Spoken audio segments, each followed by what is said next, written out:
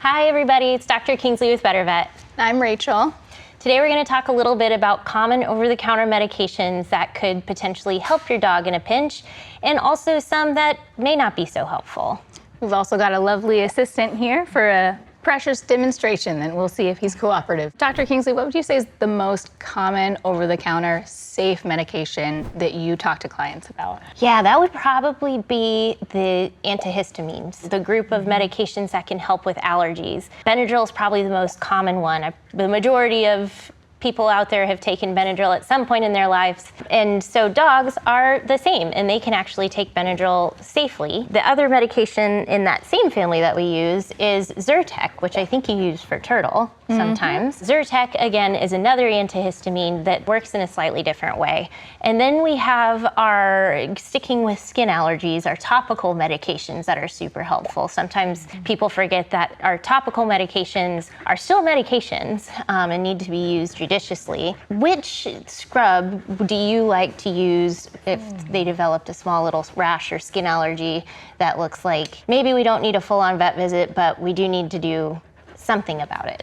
Chlorhexadine's my go-to. Yeah. It's magic stuff. It is, and it can be found over the counter.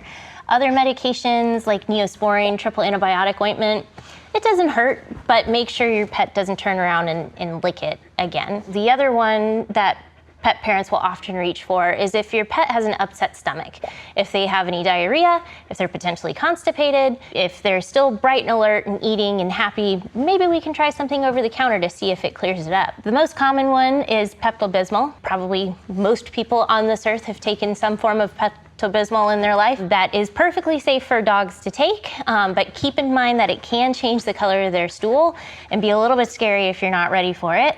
Also, if things don't improve and you take your dog to the vet, it can sometimes alter the way an x-ray would look if that's a recommendation. If you find yourself after 12 hours or 24 hours and your pet's still experiencing symptoms, or those symptoms are getting worse, I would stop giving that medication and just get him into a veterinarian for a full evaluation. And be sure to keep track of how often you are giving that medication, because that's going to be the number 1 and 2 question that you're asked when you show up at the vet. So other common gastrointestinal medications, Miralax is another common one. This one I would absolutely consult with your veterinarian before using, because if they're not completely hydrated, it can actually be more harmful than good. As far as another over-the-counter therapy that you can use in that same vein, that's not necessarily a medication, is canned pumpkin.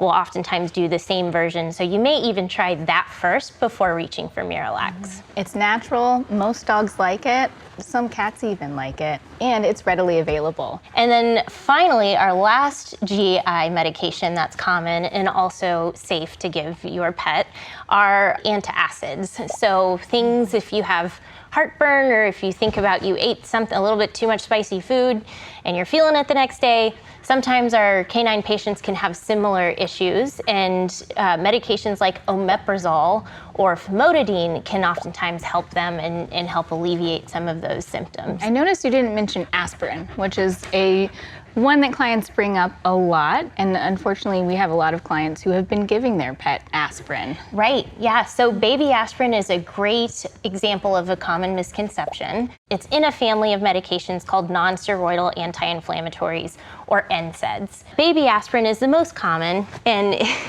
come here, buddy, come here. So baby aspirin is one that has been advertised as being safe for pets. There's even dog-branded baby aspirin out there, but it's not recommended by a veterinarian because it doesn't necessarily bring them any benefit.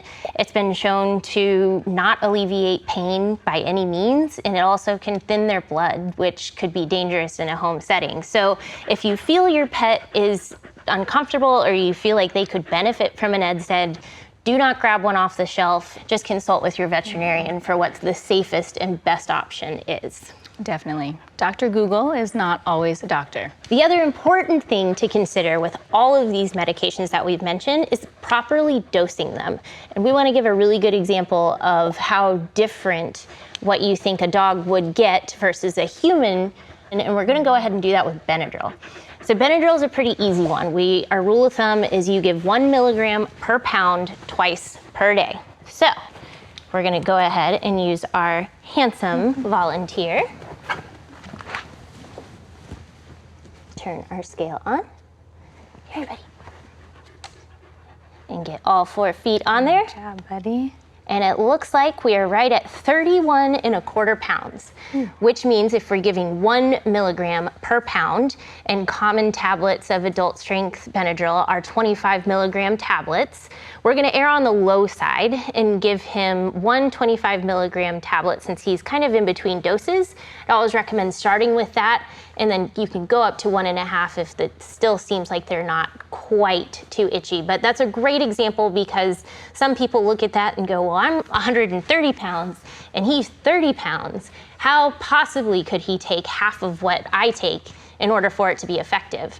But that's just one good example of how these guys process it very different. And no need to worry if you forget that dosing range. You can find it on our website. If you feel like you have an itchy pet that might benefit from Benadryl and having an over-the-counter medication that's safe, easy enough to give, and effective, go ahead and check out the link and do your own math.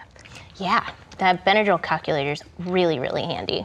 Oftentimes, we'll prescribe our animal patients the exact same medications that your doctor might prescribe for you. We can use medication for a different issue in an animal than what it is prescribed for in a human. Gabapentin is a really common one. In humans, that's used for nerve pain. So people who have back issues, oftentimes I have a lot of clients where when I mention that as a medication we're gonna use, their face lights up and they go, I take that. But in dogs, we use it also for pain, and we also use it for anti-anxiety or sedative medications if there's something that's a little bit scary to them that we need to get them through. And the dosing for a human and the dosing for a dog is very, very different. Just because you read that it's safe on the internet and you have a bottle of it sitting at home, that doesn't mean it's particularly safe to just reach for that same medication and give it without consulting your veterinarian. And if you don't know what effects you're looking for, you're not going to know what is okay and what is not okay. Exactly. Gabapentin is a great example, like she mentioned. In other species, it actually acts as a sedative, and we use it quite commonly in our feline patients to make the vet visit experience more tolerable to them and just more comfortable in general. If you are reaching for a medication you have and you know it's safe for pets, that doesn't mean that you know exactly what to expect once you've given it. I think that pretty much covers our over-the-counter medications and common misconceptions. So if we've created more questions than answers, go ahead and post them down below in our comments section. And while you're down there, go ahead and subscribe for any more tips and tricks. Yeah, happy to know what you've tried out as long as it's safe and has been recommended by your veterinarian. So thank you all for tuning in.